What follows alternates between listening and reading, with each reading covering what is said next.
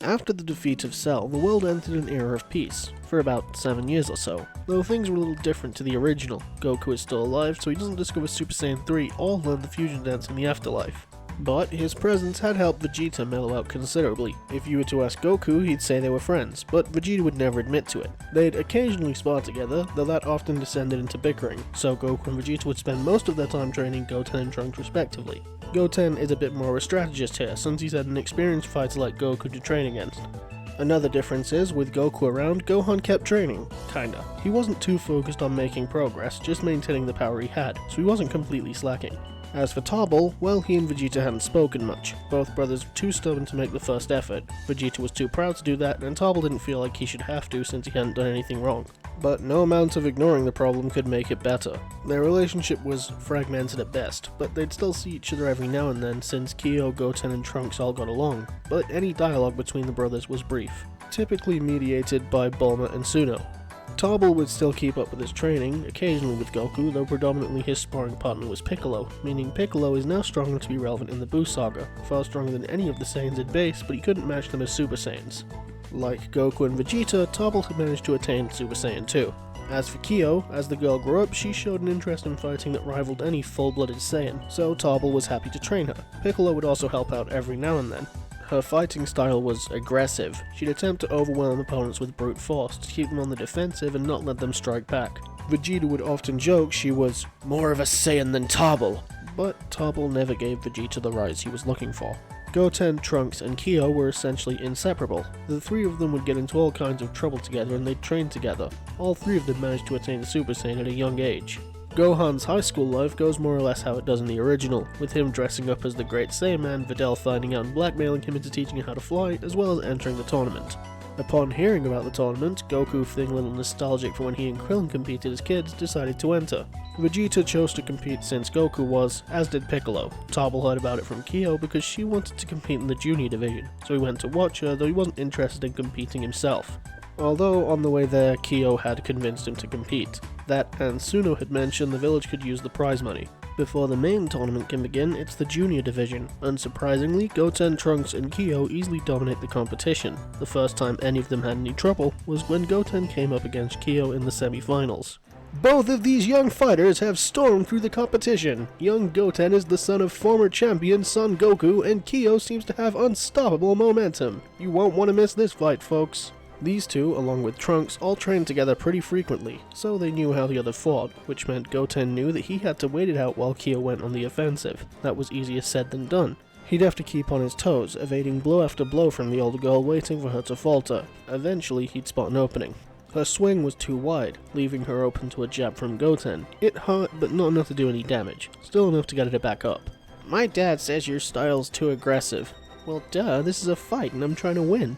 This time, Goten would take the offensive, landing 2 punches on Chio's face before being knocked back by the girl headbutting him. They'd continue to go blow for blow like this for a while. Neither one seemed to have the clear advantage over the other. Eventually, the older of the two became frustrated, breaking 2 of their self-imposed limitations at once by taking off upwards and firing a ki blast towards Goten, specifically the explosive Demon Wave, which Tarble hadn't realized Piccolo had taught her. The tournament announcer recognized this attack as the same one Piccolo Jr. had used to level the arena way back when. Surely she wouldn't take it that far. The blast hurtled towards the ring, and Goten figured that since she'd flown, he could too, evading the blast which destroyed a good portion of the tournament stage. Chio scanned the ground for Goten. She didn't know he'd evaded it until the dust cleared and he wasn't there. She turned and saw the boy hurtling towards her, headbutting her as hard as he could, knocking her out of the sky and onto the ground, meaning Goten wins and will face Trunks in the final, which would probably be tomorrow since they'd broken the ring. It was frustrating for Chio, losing to a kid a year younger than her. With the tournament delayed, the group had some time to kill, although by now the Supreme Kai had decided they couldn't wait any longer. Deciding to be more direct, he'd ask for a moment of Goku's time before explaining the threat of Majin Buu and the wizard Babidi. Though he wasn't aware of where they were, he did know they were on Earth. He recognized the mark of the Majin on Spopovich and Yamu, filling them in on his plan of allowing them to absorb energy and then following them. He would also warn them that it was important they not let any normal person fight Spopovich or Yamu. Gohan and Trunks fight in the Junior Division final, and Trunks still wins, though they don't manage to enter the tournament in disguise because of a stern warning from Vegeta that something dangerous may happen at the tournament. The test to enter the tournament is still the punching machine, and with Tarble here, Pintar doesn't make the cut, making the bracket Krillin vs Videl, Piccolo vs Shin, Tarble vs Spopovich, Great Saiyaman vs Kibito, Goku vs Vegeta, the real Mighty Mask vs Killer, and finally Jewel vs Yamu. First up, returning competitor Krillin versus the daughter of the current champ, Videl! Krillin vs Videl is a brief but interesting match. Videl can't keep up with him, not by a long shot, but he did seem interested in her potential. At moments, the match looked more like a martial arts lesson than a fight, though when he remembered the looming threat, he decided to just end things. Losing in the first round was hardly a good look for the champ's daughter, but she didn't resent Krillin for beating her. She'd just have to improve and get him next time. Next up is the 23rd tournament's runner-up Ma Jr. versus the mysterious Shin. Piccolo vs Shin is different to the original, in that Piccolo already knows who Shin is, and Shin seems interested in seeing how much power the Namekian has. Shin was confident in his abilities of course, but it was a good way to test the strength of his allies. Don't let my position intimidate you. Come at me as you would any other opponent. Shin would ready himself and Piccolo would lunge forward to attack him. In the original, Shin is so far ahead of Piccolo that Piccolo doesn't even bother fighting, but here Shin is surprised by how fast Piccolo is. He fought with power and skill that Shin would never expect from a mortal. Shin would barely manage to block a kick from Piccolo before striking him in the stomach. He'd sort of counted on being stronger than the guy, but in truth the Namekian wasn't significantly weaker than him, if he was weaker than him at all. Shin had to be strategic about this, using his smaller size to his advantage in order to avoid attacks, and even then he was still caught by an elbow to the face from Piccolo. Goku watched the fight, seemingly interested in seeing how strong a Supreme Kai would be, and while Shin was certainly fairly powerful, he could definitely beat him as a Super Saiyan. In fact, Shin seemed in real danger of losing to Piccolo if he wasn't careful. Piccolo outstretched his arm, grabbing a hold of the Kai's waist before pulling him in close, aiming to punch him in the face at the last moment. However, Shin would fire a shockwave at close range, catching Piccolo off guard and throwing him from the ring. Piccolo mumbled curses under his breath at his carelessness before getting to his feet. You fought very well. It's comforting to know I have such a powerful ally in the fight against Majin Buu. Well, those four are even stronger than I am. Shin looked over to the Saiyans in surprise. He doubted they'd be a match for Buu, but maybe if they all fought together they'd have a chance to defeat him even if he was revived. The next match is Tarble vs Spopovich. Tarble knew the plan of course, power up to maximum to see if he could bait them into trying to steal his energy, so he did just that, powering up to Super Saiyan 2, shocking Shin and catching the attention of Vegeta. See, Vegeta hadn't actually gotten much chance to figure out how strong Tarble had gotten over these 7 years. Given the fact he'd spar with Piccolo and Goku, at an estimate Tarble had to be at least comparable to him, and he was right. Tarble was more or less as powerful as he was. It was difficult to say who was actually the stronger between the two of them.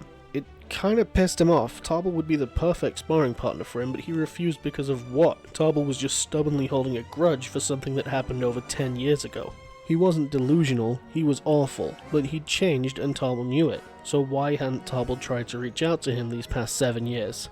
As if on cue, Yamu would jump into the ring and the two of them would drain Tarble's energy. It took all Tarble's restraint not to throw them off, but once they drained him, they'd take off towards Babidi's spaceship. Piccolo, Vegeta, Goku, Krillin, and the Supreme Kai follow them to find Babidi. In the meantime, Kibito heals Tarble. Once he recovered, Tarble, Gohan, and Kibito would take off after them. Videl wanted to go as well, but like in the original, she isn't fast enough to keep up, eventually heading back, just telling Gohan to take care and saying she'd see him back at the tournament. They'd catch up with the others relatively quickly, just in time to see Babidi dispatch Spopovich and Yamu. Tarble felt a little sorry for them, to be honest. He didn't hold them attacking him against them, they were just being controlled by Babidi. He wouldn't have time to dwell on this, however, as they'd been seen. Dabura would attack the group, easily killing Kibito in the struggle as well as turning Krillin to stone, though Piccolo evaded it. Dabura, recognizing how powerful these people were, decided to back off for now. He was confident he could defeat them one-on-one, but all at once, not unless he got very lucky. So he would retreat into the ship along with Babidi. Supreme Kai would explain that the only way to return Krillin to normal would be to kill Dabura, and so they'd enter the ship themselves. Pui Pui was up first, and like in the original, he would fight Vegeta, and like in the original, he lost very quickly. Yakon vs Goku is the same as well, with Goku giving Yakon more light than he could take, causing him to explode. Next up was Dabura, but who takes him on? Tarble was willing, but Vegeta decided to speak up. As much as it pains me to say it, Tarble is the stronger of you two, so he should save his energy in case Buu is revived. Tarble was only stronger because Gohan had plateaued, but it was true. So Gohan would face Dabura, doing better than he did in the original, since while he's not stronger than he was against Cell, he also isn't any weaker. Dabura was by far the strongest enemy he'd ever fought, since Super Perfect Cell didn't happen, but Gohan was still winning. The fight was even, but Gohan had the edge, opposed to the original where they were still basically even, but Dabura was winning. He wasn't winning fast enough for Vegeta though, who was growing impatient. Hurry it up! If you'd bothered to train, you'd have beaten easily. Easy for you to say. It's not like you have any interests outside of training. Piccolo would snap to his pupil's defense. Gohan isn't like you. As far as he's concerned, he just needs to be strong enough to protect himself and those he loves. He's doing the bare minimum. He hasn't improved himself at all. And you have? You're stronger, sure, but you're still insufferable. Piccolo and Vegeta were on the edge of coming to blows before Tarble tried to step in. Hey, you two need to calm down. Oh, so now you're willing to talk to me? Vegeta would glare at Tarble. Don't try to act neutral. You've been ignoring me for 7 years. You act like I haven't changed at all. Tarble knew he should ignore him, but he couldn't be the bigger person all the time. You want me to acknowledge your effort? Say sorry. And there it is. You're still holding a grudge. A grudge? Is that what you're calling it? You tried to kill me on Namek. I am well within my rights to be angry with you. Dabura took notice of the argument, quickly thinking of a plan. If he kept fighting Gohan, he was likely to lose, so he'd back off for now, choosing to retreat. The older Saiyan. I believe he could be an ideal servant. Babidi knew Dabura only backed out because he was losing, but he was right. This Vegeta could be far more useful than Dabura was right now. Safe to say, Vegeta and Tarble's unresolved differences are about to come back to bite them in a big way. Right then, that seems like a good place to stop. Will Tarble be able to survive a battle with Majin Vegeta? Will the team of Gohan, Goku, Piccolo, and Shin be enough to stop Buu before things get out of control? Find out next time. If you like this video, maybe consider subscribing. Leave a comment because I always like reading them, and really just comment anything, I don't mind. But that's all from me. Have a good day.